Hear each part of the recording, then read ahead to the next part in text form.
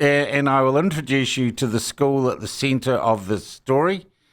It is called, and it's located in a lovely spot in New Zealand, Welcome Bay, in Tauranga.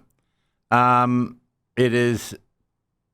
I want to get the name completely right. It's called Te Kura Kaupapa Māori o Te Kura Kokiri. Located in Welcome Bay near Tauranga. It has around 250 students. This is all official information. Unfortunately, it is presently located on a temporary site. Is he there?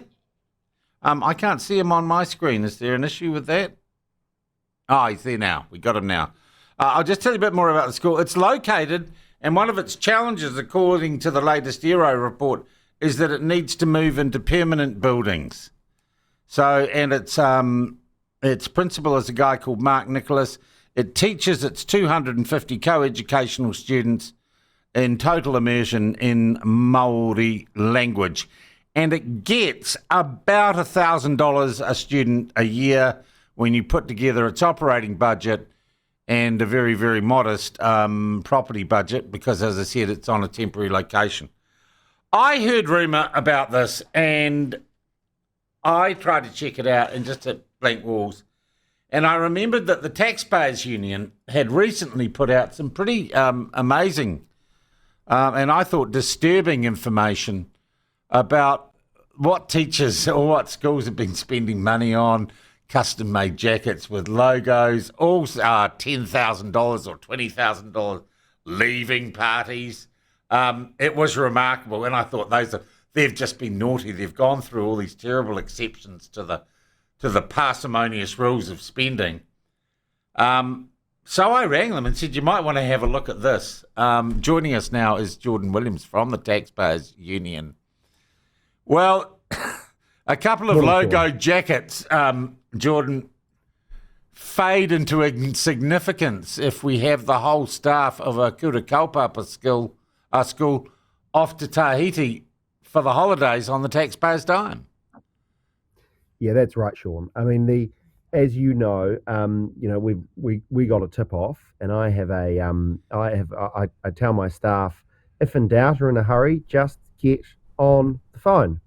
So I called the school. No one would answer the phone, but there was a 0800 number listed on the website. So I called it, and I got a really nice office lady. She was she said that she was the parent liaison, and I just asked, is it true that your staff are all off to Tahiti on Friday? And she said, oh, yes, we leave on Friday, and then asked again where I was from, and I told her where I was from. And then she got extremely cagey and actually even angry when I said, look, I just want to sort this, just want to clarify this, that it's not taxpayer funded. And I said, no, not willing to say anything at all to me, and she'd get the principal to call me back. That's okay. Mark Nicholas, isn't it, as the principal? That's fine. I'm still waiting for that call, but this is true. Since that call, the phone at the school has literally been off the hook. Yeah, it's just engaged. If you call they just took the phone off the hook, literally. Let's get on the plane and get the hell out of Dodge. Amazing. And I mean, so look, I have not confirmed it's every single member of staff that are going. Yeah, I don't know if it's. I can only figure they may only have 4 or 5 staff. Yeah. So easy. A trip with multiple staff, and it does seem like a lot of the teaching staff are in the same whānau. This is, and the reason why this really pinged, as you pointed out, only a few weeks ago, my team were in the media off the back of an Auditor General expose of the disturbing waste across our school. So it's not, sorry, I shouldn't say that.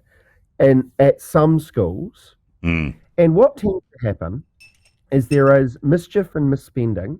The Auditor General comes along as part of his team's annual audits of schools and slaps these schools on the hands. In particularly bad examples, they might get a clear out and have a commissioner put, or equivalent of a commissioner put in under statutory management, and then after a year or two, it's all back to normal.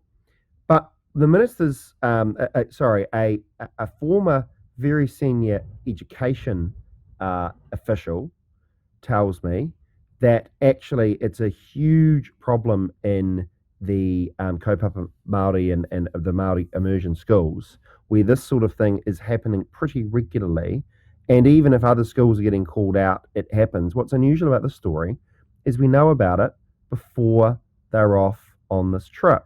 So here's if anyone lives in the local area, if you know where the schools, I'd be very interested, or if you're a member of the school community and you listen to the platform, we're very interested in finding out and asking a little bit more. We've got a lot of listeners in Tauranga, and I must say, this is money meant for kids.